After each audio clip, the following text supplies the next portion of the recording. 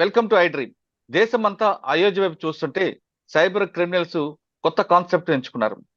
భక్తుని ముసుగులో మంచి ఫొటోస్ పంపిస్తామంటూ లేదా అయోధ్యలో జరుగుతున్న కార్యక్రమాలు లైవ్ చేస్తామంటూ ఒక కొత్త లింక్ ని మీకు పంపిస్తారు. ఆ లింక్ ని కానీ ఓపెన్ చేస్తే మీ ఫోన్ హ్యాక్ అవ్వడం ఖచ్చితంగా అంటున్నారు హైదరాబాద్.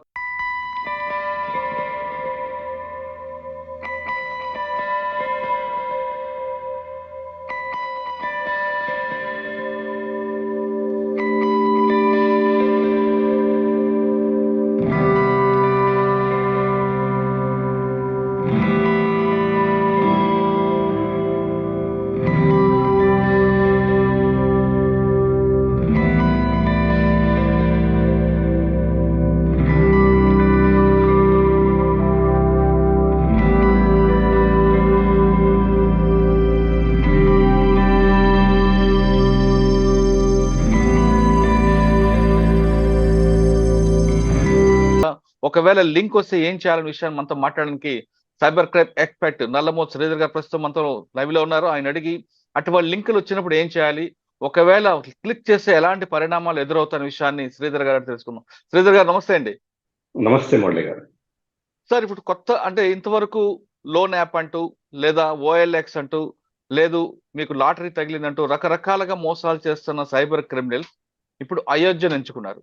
అంటే ప్రపంచంలో పాటు ముఖ్యంగా మన భారతదేశంలో చాలా మంది రేపు 22 తారీఖు నాడు ఏం జరగబోతుంది, అయోధ్యలో సంబంధించిన ఫొటోస్ కానీ లైవ్స్ కానీ చూద్దామంటూ చాలా మంది ఇంట్రెస్ట్ చూపిస్తారు. దీన్ని ఒక క్యాప్చర్ గా చేసుకుంటూ ఒక లింక్ పంపుతున్నారు. కాబట్టి ఖచ్చితంగా అందరూ అలర్ట్ గా ఉండండి అంటూ హైదరాబాద్ సైబర్ క్రైమ్ పోలీసులు ముఖ్యంగా సిసిఎస్ సంబంధించిన వాళ్ళు ఒక వార్నింగ్ ఇస్తున్నారు. ఇది నిజంగానా లేదు ప్రజలకి అవేర్నెస్ తీసుకురావడానికి పోలీసులు చేస్తున్న ఉద్దేశమా? ఖచ్చితంగా మురళి గారు, ఖచ్చితంగా జరుగుతూ ఉంది. ముఖ్యంగా చెప్పాలంటే కనుక దేశవ్యాప్తంగా అయోధ్య గురించి బజ్ నడుస్తూ ఉంది కాబట్టి ప్రతి ఒక్కళ్ళు ఆసక్తిగా వేసి చూస్తూ ఉన్నారు. కాబట్టి దీన్ని ఆసరాగా చేసుకొని ఎప్పుడైనా సైబర్ క్రిమినల్స్ ఏం చేస్తుంటారంటే దేశంలో ఇప్పుడు ఏ ట్రెండ్ నడుస్తుంది ఆ ట్రెండ్కి తగ్గట్లుగా కొత్త వల ఎలా వేయాలి అని చెప్పేసి దాన్ని బేస్ చేసుకొని ఈ లింక్స్ క్రియేట్ చేయడం కావచ్చు, అప్పటికప్పుడు కొన్ని రోజులు ఎక్స్పైరీ లింక్స్ క్రియేట్ చేయడం చేస్తూ ఉంటారు. ఇప్పుడు అయోధ్యకు సంబంధించి చూస్తే కనుక 22వ తారీఖు ఈ లోపలే, అంటే ఇవాళ రేపట్లో నుంచి 22 తర్వాత కూడా ఒక లింక్ సర్క్యులేట్ అవుతూ ఉంటుంది. Number of people cyber criminals ఆ లింక్ ని సర్క్యులేట్ చేస్తూ దాన్ని ఎవరైనా డౌన్లోడ్ చేసుకొని క్లిక్ చేస్తే, జస్ట్ డౌన్లోడ్ కూడా కాదు, జస్ట్ క్లిక్ చేస్తే ఏమవుతుందంటే మీరు ఎప్పటికప్పుడు అయోధ్యలో జరుగుతున్న సంఘటనకు సంబంధించి లైవ్ చాలా హై క్వాలిటీ ఫొటోస్ వీడియోస్ చూడొచ్చు అని చెప్పేసి ఆ లింక్ వచ్చిన వెంటనే మనం టీవీలో చూస్తే మనకు సరిగా క్వాలిటీ ఉండదు కదా, లేకపోతే ఇంటర్నెట్ కూడా సరిగా క్వాలిటీ ఉండదు కదా, మనం లైవ్ గా జరిగేదని మనం చూస్తామన్న ఉద్దేశంతో చాలా మంది క్లిక్ చేస్తారు. క్లిక్ చేసిన తర్వాత 2 ప్రమాదాలు కొంచెం ఉంటాయి మురళి గారు. ఒకటి, మీ ఫోన్ అప్పటికప్పుడు ఉన్న ఫలంగా హ్యాక్ అవ్వటం. లింక్ క్లిక్ చేసిన వెంటనే స్క్రీన్ మీద పర్మిషన్స్ రకరకాలు మీకు తెలియని విధంగా యాక్సెప్ట్ కొట్టేయాల్సిన పరిస్థితి ఏర్పడుతూ ఉంటుంది. ఆ యాక్సెప్ట్ కూడా మీరు we want to watch live video అని చెప్పేసి అంటే కనుక ఎస్ అని కొట్టేసేస్తారు ఆటోమేటిక్ గా.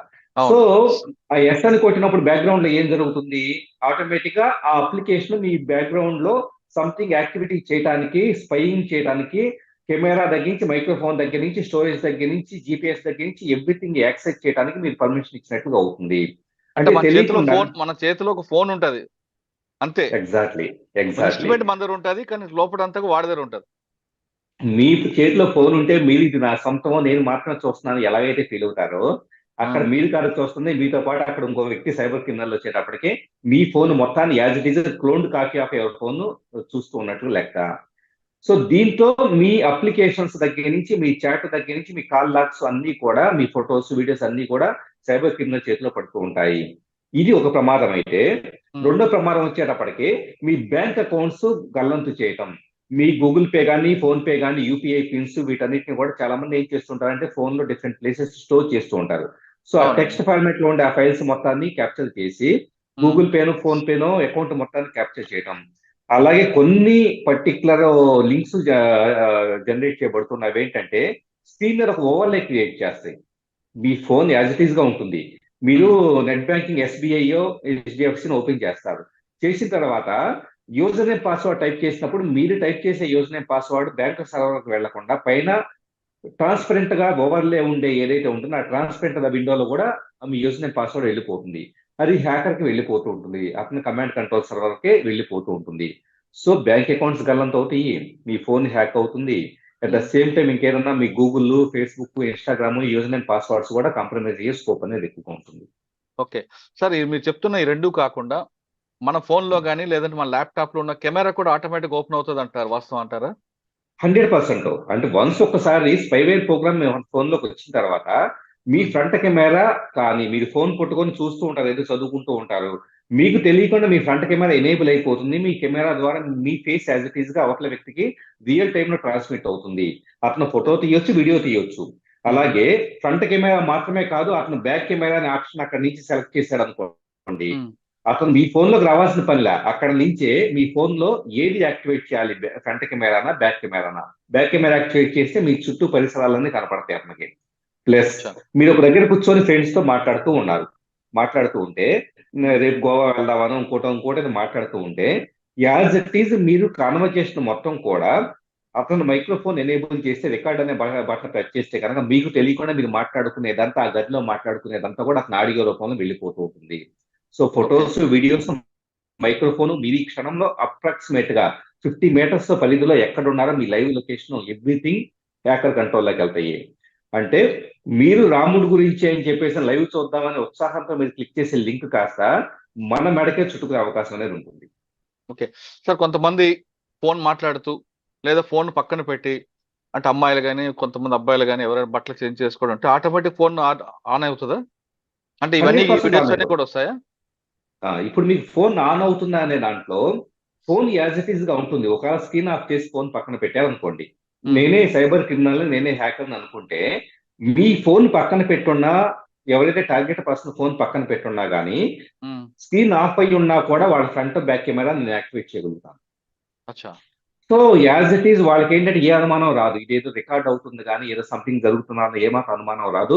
కంటెంట్ మొత్తం కూడా రిమోట్ గా వేరే వాళ్ళకి వెళ్ళిపోతూ ఉంటుంది. అందుకనే ఫోన్ ఆన్ అయితే ఒకవేళ నిజంగా అలాంటిది ఏదైనా ఉంటే ఫోన్ ఆన్ అవుతుంది కదా అని చెప్పేసి అని మనం మరింత ఆ, పెద్ద వరి అవ్వాల్సిన పని లేదు అని చెప్పేసి అనుకోవాల్సిన పని లేదు. ఖచ్చితంగా ఒక్కసారి ఇలాంటి స్పైవేర్ అప్లికేషన్ ఫోన్ లోకి వస్తే ఉమ్, 100% ఫోన్ స్క్రీన్ ఆఫ్ అయినా, ఆన్ అయి ఉన్నా, మీరు ఫింగర్ ప్రింట్ లేకపోతే పాస్వర్డ్ ఎన్ని సెట్ చేసుకొని ఉన్నా ఖచ్చితంగా కూడా మీ కంటెంట్ అంతా అవతల వ్యక్తి నోటీస్కి వెళ్తుంది. మీ పరిసరాలు కానీ, మీ ఆడియో కానీ, వీడియో కానీ, ఫొటోస్ కానీ యాజ్ ఇట్ ఈజ్ రిమోట్ వ్యక్తి క్యాప్చర్ చేయగలుగుతాడు. ఓకే సార్, అది జరుగుతుందన్న విషయం మనం ఎలా తెలుసుకోవాలి? ఏ మాత్రం అనుమానం రాదు. గతంలో వచ్చేటప్పుడు మురళి గారు, గతంలో చాలా తక్కువ, ఒక 6 GB ర్యామ్, 8 GB ర్యామ్ ఉండే ఫోన్లు ఉండేవి. అప్పట్లో ఫోన్ కొద్దిగా స్లో అయ్యేది. స్లో అయితే అవును. మనకి ఆహా, ఇదేదో సంథింగ్ స్లో అవుతుంది కాబట్టి లోపల ఏదైనా వైరస్, స్పైవేర్ ప్రోగ్రామ్ ఉందని కొద్దిగా ఏమాత్రం అనుమానం వచ్చేది. ఇవాళ కరెక్ట్. మనం వాడుతున్న ఫోన్లన్నీ కూడా 12 GB కనీసం ర్యామ్ ఉంటున్నాయి. 12 GB ర్యామ్ ఉన్న ఫోన్స్ లో ఒకవేళ స్పైవేర్ ప్రోగ్రామ్ బ్యాక్గ్రౌండ్ లో రన్ అవుతుందంటే దాని మెమరీ ఫుట్ ప్రింట్ వచ్చేటప్పటికి మహా అయితే 1 MB 2 MB ఉంటుంది. అవును. సో మహా అయితే ఒక గొప్పది అనుకుంటే 1 GB తీసుకోండి, 1 GB మెమరీని ఆక్యుపై చేస్తుంది అనుకోండి. 12 GB ర్యామ్ లో 1 GB ఉమ్, అది ఆక్యుపై చేసినా కూడా మీకు ఫోన్స్ లో అవడం లాంటిది ఏది ఉండదు. ఓకే. ప్లస్ ఎలాంటి అడ్వర్టైజ్మెంట్లు కానీ ఏమి చూపించదు, బ్యాక్గ్రౌండ్ రన్ అవుతుంది తప్పించి ఏమి చూపించదు. ఓకే సార్, అసలు ఈ ప్రాబ్లం రాకుండా ఉండాలంటే ఏం చేయాలి? లింకులు క్లిక్ చేయకపోవటమే. ఏదో అత్యాశ పడేసి సంథింగ్ మనం టీవీలో చూసేదానికన్నా కానీ లేదా ఇంటర్నెట్ లో చూసేదానికన్నా కానీ ఈ లింక్ ను క్లిక్ చేసేది కాస్త ఎక్కువ మనం లైవ్ గా చూడొచ్చు, రియల్ టైమ్ లో. ఇక్కడ వీళ్ళు ఏం చేస్తూ ఉంటారంటే, ఉమ్, మేము అక్కడ నుంచి గర్భగుడి దగ్గర నుంచి ఫోటోలు తీస్తున్నాము, అక్కడ రియల్ టైం లైవ్ చూడాలంటే కనుక, అక్కడ ప్రతిష్ట జరుగుతుంది మీరు చూడాలంటే కనుక అని చెప్పేసి అని మనిషిని ఏమార్చేలాగా. సో వీటిని ప్రత్యేకంగా అక్కడ నియమించబడిన వ్యక్తులు క్యాప్చర్ చేస్తున్నారని చెప్పేసి ఇలా భ్రమింప చేస్తారు. సో దానికి పడిపోవద్దు. ఈ రోజు టీవీ ఛానల్స్ లేకపోతే కనుక మీడియానో చూపించినంత లైవ్ గా ఇంకా ఏది చూపించలేదు. ఈ లింకులు క్లిక్ చేయడం కాదు. నిజంగా చూడాలనుకుంటే ఏదైనా అఫీషియల్ వెబ్సైట్లకు వెళ్ళేసి, ఛానల్సే కావచ్చు లేకపోతే ఇలా డిఫరెంట్ డిఫరెంట్ అఫీషియల్ వెబ్సైట్లకు వెళ్ళేసి చూడాలి తప్పించి ఉమ్, ఇలాగ సర్క్యులేట్ అయ్యే లింకుల్ని గమనించాలి. అలాగే హెచ్టిటిపిఎస్ ఉన్నాయా, హెచ్టిటిపి ఉన్నాయా కూడా మనం గమనించాలి. హెచ్టిటిపి ఉంటే కనుక చాలా ప్రమాదకరమైంది. ప్లస్ అది వైరల్ గా ఫార్వర్డెడ్ మెనీ టైమ్స్ అని ఉంటే కనుక ఖచ్చితంగా అది స్కామ్ అన్న విషయం కూడా మనం గమనించాలి. ఓకే. ఫార్వర్డెడ్ మెనీ టైమ్స్ అనేది ఎట్టి పరిస్థితుల్లో నమ్మొద్దు. ఓకే సార్, లైవ్ విషయం పక్కన పెడితే ఇంకా అయోధ్యకు సంబంధించిన లడ్డూలు పంపిణీ ఉంది. రాముడు వారు లడ్డు పంపిస్తామంటే కొంతమంది మెసేజ్ పంపిస్తున్నారు, కొంతమంది దానికి కావాలంటే మీరు ఆర్డర్ ఇచ్చుకుంటుంటే అమెజాన్ కానీ పంపిస్తున్నారు. అది నమ్మచ్చు అంటారా? సార్ ఇక్కడ కరోనా టైంలో ప్రధానమంత్రి మోడీ విద్యార్థులందరికీ ల్యాప్టాప్ ఫ్రీగా ఇస్తున్నాడంటే ఆ లింక్ క్లిక్ చేసి లక్షలాది మంది వాళ్ళ డీటెయిల్స్ అంతా ఎంటర్ చేసిన సందర్భాలు ఉన్నాయి. అంటే లడ్డు ఫ్రీగా వస్తుందో లేకపోతే ఇంకొకటి సంథింగ్ వాళ్ళు ఏదో గిఫ్ట్ పంపిస్తూ ఉన్నారో దేశవ్యాప్తంగా మనం క్లెయిమ్ చేసుకోవచ్చు అని చెప్పేసి అది మనం క్లిక్ చేస్తే పర్సనల్ డేటా థెఫ్ట్ అవుతుంది. ప్లస్ కొన్ని సందర్భాల్లో మీరు జీరో పేమెంట్ చేయండి, ఏం పేమెంట్ చేయదు, కానీ మీ క్రెడిట్ కార్డ్ నెంబర్ ఇవ్వండి అని చెప్పేసి కొన్ని లింక్ లో ఉంటుంది. So credit card number, expiry date, CVV enter చేస్తారు. ఈ డేటాను బేస్ చేసుకొని మీ కార్డు మొత్తం క్లోన్ చేసేస్తారు. నేనేం పే చేయట్లేదు కదా అని మీ కార్డు ఎంత చేసేస్తారు. సో లడ్డూలో ఇంకొకటో లేకపోతే అంటే కనుక కొంతమంది లడ్డు అంటున్నారు, కొంతమంది రాములు రక్షేంద్ర పంపిస్తామంటూ ఇటువంటి ప్రకటనలు అంటారు, వస్తున్నాయి. రాముల వారి ప్రతిమ పంపిస్తామని చెప్పేసి అంటారు. అవును. సో ఇలాగా రకరకాలు ఏదైతే నమ్మదగిందిగా ఉంటుందో ఆటోమేటిక్ గా దాన్ని అంతా కూడా ఈ లింకులు వస్తూ ఉంటాయి. ఎవరో కూడా అంత భారీ మొత్తంలో డబ్బులు ఇన్వెస్ట్ చేసి దేశవ్యాప్తంగా కోట్ల మందికి ఎవరు పంపిస్తారు చెప్పండి? అవును. నిజంగా అలాంటి పంపించేది ఏదైనా ఉంటే ప్రభుత్వమే పంపించింది. ఉదాహరణకి ప్రభుత్వం దానికి సంబంధించి పేపర్లోనో లేకపోతే ఇలా అఫీషియల్ గా అనౌన్స్ చేస్తుంది. సో ఎవరు పంపిస్తున్నారు అన్నదే వ్యాలిడేషన్ లేకుండా సింపుల్ గా ఏదో సంథింగ్ లింక్ వచ్చింది, మనం ఎందుకులే మన డీటెయిల్స్ ఎంటర్ చేస్తే వచ్చేసేస్తే కదా అనుకుంటే కనుక whatever the details you are entering into the website, automatically ఆ డీటెయిల్స్ ని బేస్ చేసుకుని మీ ప్రొఫైలింగ్ చేసే స్కోప్ అనేది ఉంటుంది. సో ఎట్టి పరిస్థితి అలాంటి వాటిని నమ్మొద్దు. అంటే రాముల వారు సంబంధించింది మెసేజ్ వస్తే ఖచ్చితంగా అది ప్రాపర్ వెబ్సైట్ కానీ లేదా అంతగా వీలైతే టీవీలో కానీ ఇంకా టైం ఉంటే స్వయంగా వెళ్ళడం అనేది ఉత్తమం అంటారు మీరు. 100%. ఇప్పుడు రాముల వారు అనేది ఒక వైబ్రేషన్ అనుకుంటే, అవును. రాముల వారి పట్ల మీకు అంత భక్తి ఉంటే గనక, అందరికీ భక్తి ఉంది కాబట్టి దాన్ని యాజ్ ఇట్ ఈజ్ ఆ భక్తిని సపరేట్ గా చూడాలి, సైబర్ క్రైమ్ ని సపరేట్ గా చూడాలి. సైబర్ నేరాలు జరుగుతున్నాయి కాబట్టి భక్తి అనేది ఒక ఎమోషన్ ని క్యాప్చర్ చేసి ఆ ఎమోషన్ ని ఒక బలహీనతగా చేసి చాలా మంది సైబర్ నేరస్తులు పొంచి ఉన్నారు. సో ఆ ఎమోషన్ ని క్యాప్చర్ చేసే వాళ్ళకి దూరంగా ఉండాలంటే లింక్లు క్లిక్ చేయొద్దు. అలాగే ఫ్రీ గిఫ్ట్లు వస్తున్నాయి లేదా అది ఇస్తారంటే వాటి జోలికి వెళ్ళొద్దు. అట్ ద సేమ్ టైం వచ్చేటప్పుడు ఎవరైనా కాల్ చేసి, కొన్ని సందర్భాల్లో కాల్ చేసి మాట్లాడే స్కాములు కూడా కొన్ని ఉన్నాయి. సో ఈ డేటా బేస్డ్ గా వచ్చేటప్పుడు కాల్ చేసి మీరు అర్జెంట్ గా మీ డీటెయిల్స్ చెప్పండి, మీకు రాముల వారి దగ్గర నుంచి ఒక మంచి గిఫ్ట్ వస్తుంది అనగానే ఫోన్లు కూడా చెప్పే సందర్భాలు ఉన్నాయి. గత 2-3 రోజులు ఇవి జరుగుతున్నాయి. సో ఫోన్ ద్వారా రెస్పాండ్ కావద్దు. సింపుల్ గా ఉన్న భక్తిని ఇంట్లో పూజ గదిలో పూజ చేసుకోవడానికి, టీవీలో మనకు ఉన్న లైవ్ చూస్తానికి తప్పించేసి సో మరింత ట్రాప్ల పట్టడానికి అయితే ఉపయోగించొద్దు. ఓకే. రాముడి పట్ల ఉన్న మీ భక్తి సైబర్ క్రిమినల్స్ పాట వరంగా మారుతుందంటున్నారు శ్రీధర్ గారు.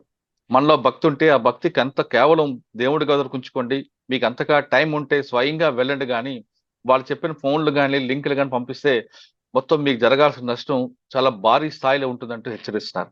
ఖచ్చితంగా ఏ లింక్ పంపినా క్లిక్ చేయదు. ఒకవేళ క్లిక్ చేసే తర్వాత మీరు సైబర్ పోలీస్ పట్ల వెళ్లాల్సి వస్తున్న అవకాశం ఉంటుంది. సైబర్ పోలీసుల దగ్గరికి వెళ్లకుండా ఏం జరగకుండా ఉండాలంటే ఖచ్చితంగా మీరు ఏ లింకులు చూడకుండా స్వయంగా రాముల వారిని చూడండి, అయోధ్య వెళ్ళండి, లేదా ప్రాపర్ గా ఉన్న ఛానల్స్ చూసి ఉండండి తప్ప ఖచ్చితంగా వచ్చే లింకులు మాత్రం మీరు దయచేసి క్లిక్ చేయదు. ఇది హైదరాబాద్ పోలీసు వారి హెచ్చరిక. మరో అంశాలు మళ్ళీ కలుద్దాం. అంతవరకు నమస్తే. థ్యాంక్ యూ శ్రీధర్ గారు.